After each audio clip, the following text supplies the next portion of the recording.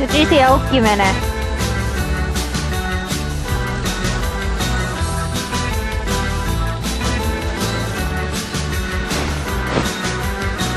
Jälkeen 1000 savuisen ajometrin mies avaa Opelin konepellin.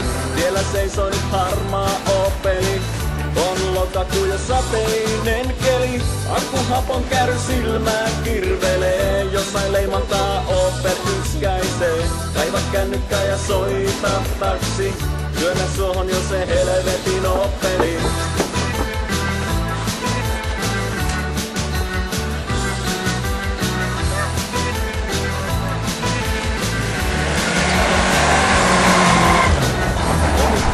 Katsovat tummissaan, otokuski ei niitä huomaakaan.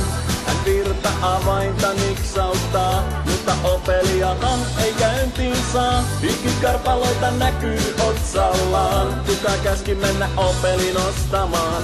Kaiva kännykkä ja soita taksi, työnnä suohon jo se helvetin Opeli. Mies tarttuu kohmeisin sormitulpan johtoihin.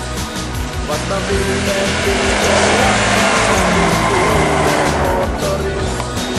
Autoliikkeessä kehuivat tosissaan, mutta Opel on perseestä konsanaan.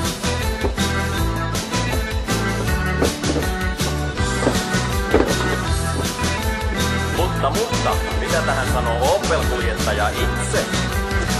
Pakokaasuja tulee sieräimiin, öljyt valuvat maantiemäriin, osia vielä osien jälkeenkin. Siihen laitatin, kuka sanoi, että osta Opel jo. Olen typerä ja arvaa surenko. Kaiva kännykkä ja soita taksi, työnnä suohon jo se helvetin Opeli. Mies tarttuu kohmeisin sormin tulpan johtoihin. Vasta viime